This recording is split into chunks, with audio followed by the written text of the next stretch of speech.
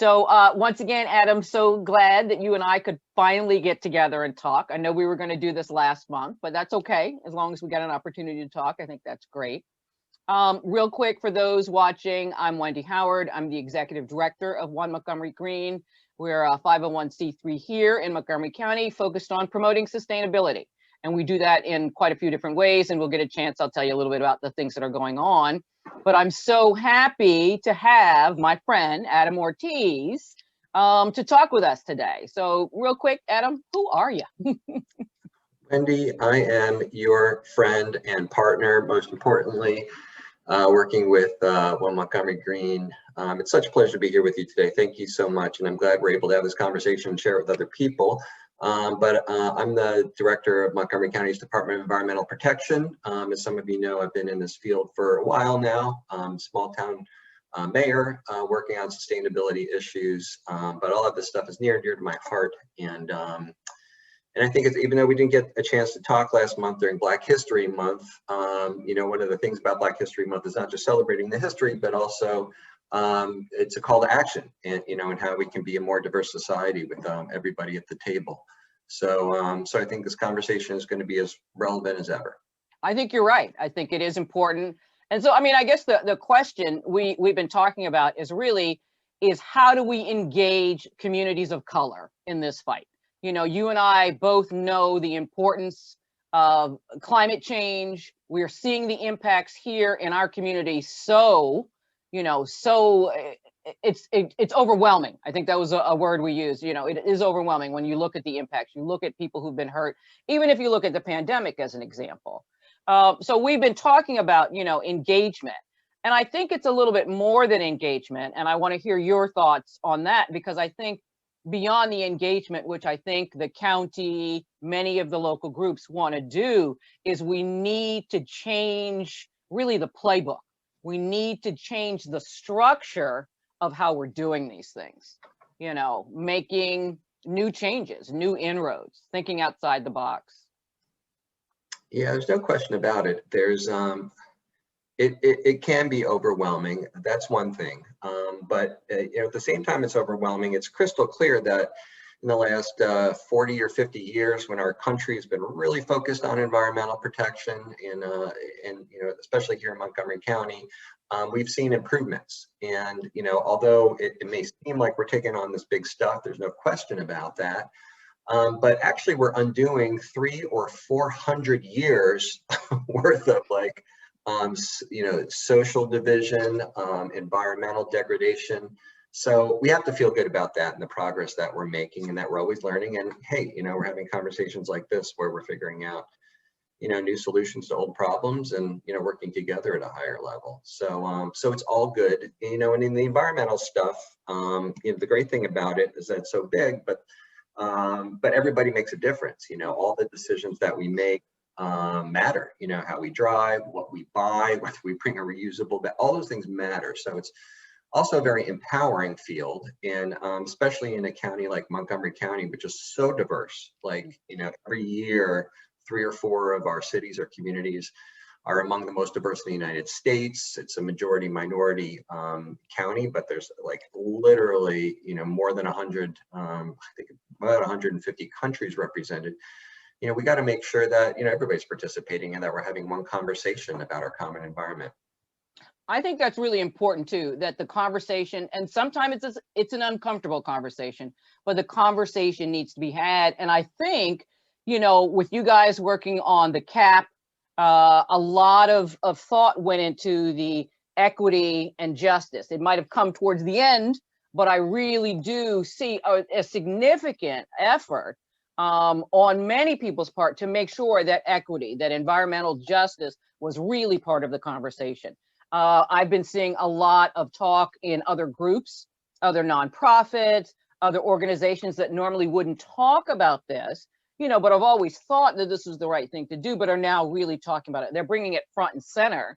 So I think, there's always a positive. We got to try and look at that silver lining. And I think, looking at the unrest that we've had this past year, the craziness really of this year, I think a good outcome is that people are more willing to have this conversation. People are saying, not just talking about it, but what can I do? What can I do to make a difference? How can I change that? And I guess that's really a good question for us. What can they do? What can they do beyond some of these smart things that you were talking about? Carrying the reusable bag, using water bottles instead of buying, things in plastic, particularly single-use plastic. And I know you're working on some legislation towards that goal. What exactly are you guys working on these days? Oh my gosh, lots of stuff. Before the call, you and I were talking about what a great staff we are, and we have at the department, and Montgomery taxpayers, I assure you, your money is being well spent. Like there's a lot of talent, a lot of passion, and a lot of accomplishment. But on the issues of equity and inclusion, the department is really taking it to heart. And you mentioned the Climate Action Plan, or CAP. That is a central part of our planning to try to get to zero emissions, zero greenhouse gases, is that we have to do it in an inclusive way. But we're also looking at, all aspects of environmentalism and sustainability. So it has to do with water and watersheds and health and access, to healthy water. It has to do with, recycling and trash and litter, and it has to do with access to, clean energy and clean air. So there's kind of like 3 levels that we're taking it on, and I think that there's a corollary for everybody, and this is not necessarily unique to us. Lots of folks are doing these kinds of exercises, but organizations, other governments, schools, businesses, it's all the kind of same stuff. So we've launched an equity and inclusion task force. We've been doing this work in the department, but it's been a little bit decentralized, but we want to do it intentionally. We have about 20 people on this work group from all the different divisions, and there's a few things we're doing. The first is that we're just getting educated. We don't exist here in a vacuum. Where Montgomery was a segregated county. There was redlining, economic and racial segregation, land use decisions, where we're more polluting industries and uses. We're concentrated in certain areas where poorer folks and racial minorities lived, and that's something that we inherit today. Did we do that? You and me and other folks? No, we didn't. But do we have a responsibility to do something about it? Yes. So let's get educated on that, and take a real look at, not just historical issues, but what exists today. And I'll talk about that in a minute. So we've been taking it upon ourselves to do this educational look, to look inward, to do some personal work, to admit we all have, biases and, predispositions about, all sorts of things, from, racial groups to sports teams, and it's just kind of part of the human condition, but let's embrace that, let's work with that, and let's, make sure that, we're consciously, engaging communities that may not be at the table. Right. We know in the environmental community, it is historically not as diverse as it should be. So let's start there. How do we get folks at the table? So there's this inward piece. Part of also what we're doing is we're doing a really deep dive into our programs to, make sure that historically, how we've been putting programs in places that need them, and then for our future planning, are we doing that? And if it's okay with you, Wendy, I'm going to do a quick screen share, because I think please. Folks might be interested in this. So let's cross your fingers that I can do this. I believe in you. Oh, your confidence may be misguided, but I welcome it. Let's try this now. Are you seeing this web page? Yes, good job. So, one area we're focusing on right away is, you mentioned climate, but also watershed restoration.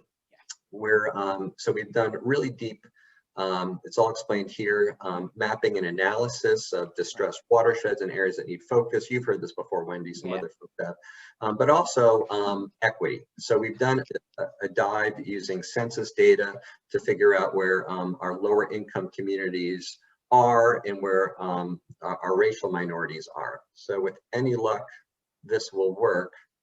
But what we've been able to identify is, where are these folks and communities concentrated? Right.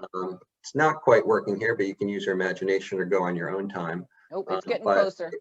Getting warmer, inching warmer. Okay, so it's coming up now. And what we're requiring for our next phase of watershed restoration projects is that they have to, about a third of them need to be in equity, what we're calling equity areas. And these are the darker red shaded areas. We've also done an analysis, I won't pull it up at this time, but people can do it at home to see where our projects have historically gone. We haven't been too bad, but we know in a lot of these communities, there's sort of an environmental deficit that we need to really focus on building up. So you can see some of these equity areas here. And again, this gives you an idea of, of where we're trying to go. But I don't need to get into the details today, but to give you an idea that we want to also focus internally on our programming, that we're intentionally going to places that need it, because there is, implicit bias. Are we making decisions because, we're picking people who look like us or whatever, or speak our language? And also the richer communities, as we know, have more time to organize and to ask us for projects and to lobby, and they have every right to do that. But we have to make sure that we're, we have our eyes wide open looking at the whole county. Yeah. And then the last thing, well, I know I'm rambling on here, Wendy, but the last thing is for us to be proactive in reaching out to folks. There are different communities that are not at the table. There's probably a variety of reasons for that, but as the government and representative of the public sector, it's incumbent on us to reach out, to introduce ourselves to the churches, to ask to be on their agenda, of some civic association that is engaged, or an ethnic chamber of commerce, or some of these marginalized groups. Not necessarily to talk about, oh, we're so great, these are the things we're doing, but rather to be like, hey, what are your priorities? What are you all working on? We want to engage in a relationship with you so we can, restore our environment together. So, that's, just an overview of some of the stuff that we're doing, but we're really trying to take on equity and inclusion, in a way that's proactive and thoughtful and open to feedback as we go.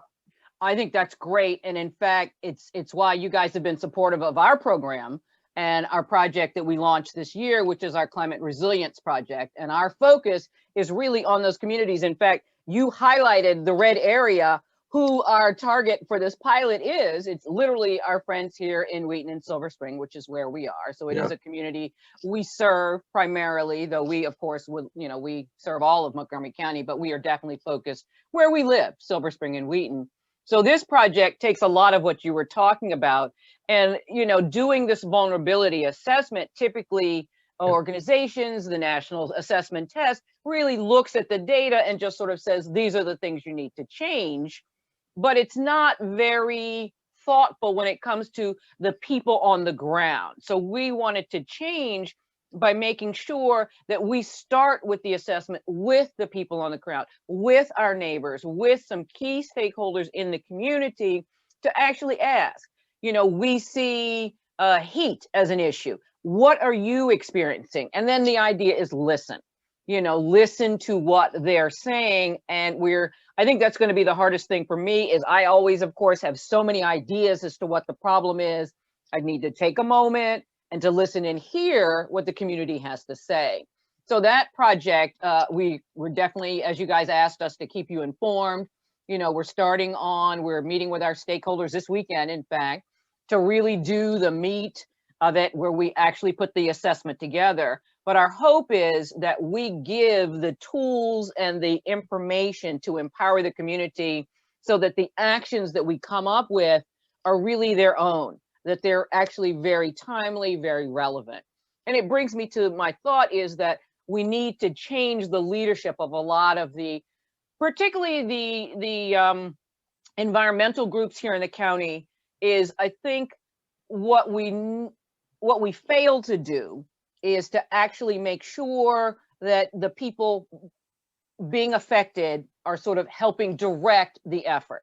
And that's what I think our program wants to do. I think that's what you're going to get out of a lot of these listening sessions, a lot of your focus on talking to different communities.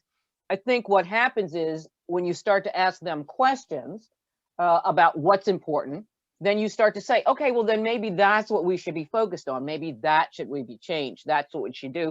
And I think that's how we're going to make a difference. So I'm excited about what you guys are doing. I'm definitely excited about our project. And I'm excited about this conversation. This was really fun. So we're on a time crunch. So I'm going to give us the last few minutes for sort of our call to action. what do we individually see as next steps, or what can people do to help us in our fight? And I'll let you, Adam, go first. You know, what's your call to action? What do you want to see us do to help DEP make some changes? Thanks. It's a great question.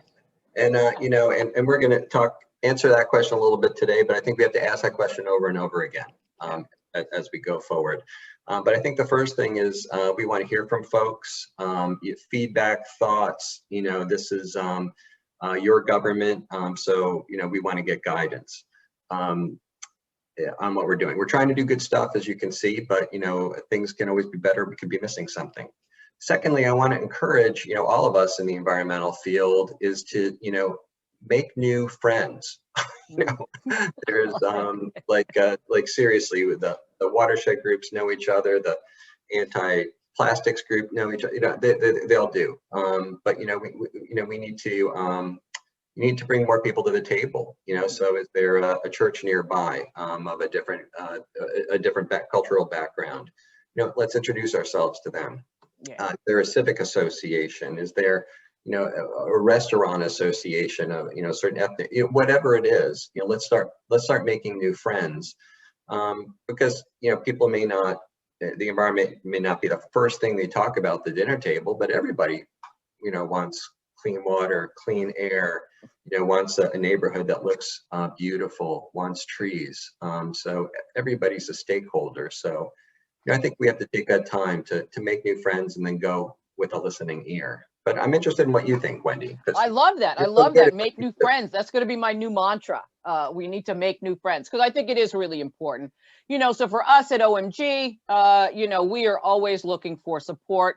And in fact, we are actively looking for board members, and particularly interested in diverse, and that's diverse in all components. That's age, that's race, that's gender, that's financial status. I mean, we want to make sure that our board, who is doing really good work, looks like this county. So, you know, if anybody is interested to talk about, and we'll make sure at the end of this that we'll include links for them for DEP if they have questions.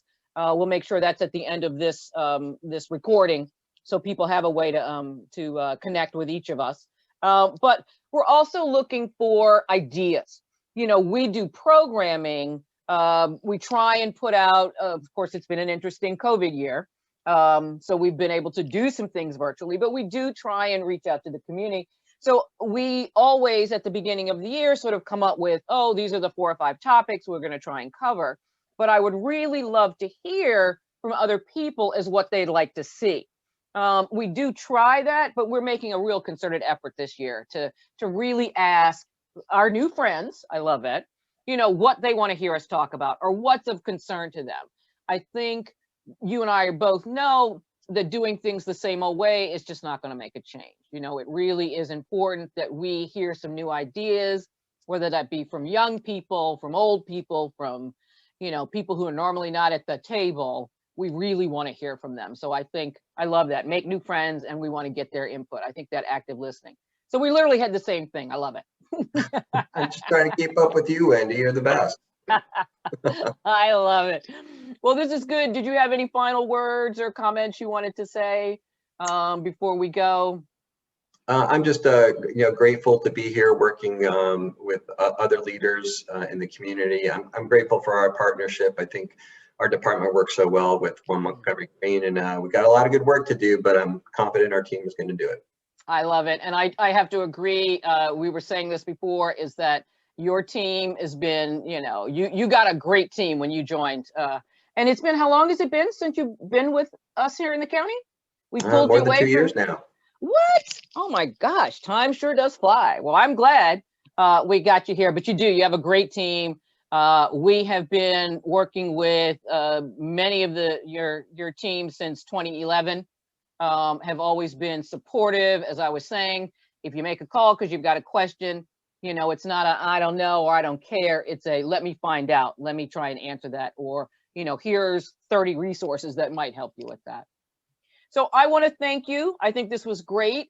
We are going to, based on your idea, we're going to try and continue these conversations with good people. Maybe we'll come back and talk again about things that are going on, especially as we get back out into the world. And now that you've moved into our neighborhood, there's opportunities for us to even do lunch maybe. Maybe next year, but you know, I got lots of great places to show you around here to eat. All right, game on anytime. Sounds Outdoor great. seating, It's springtime. Yes. So. Oh yeah.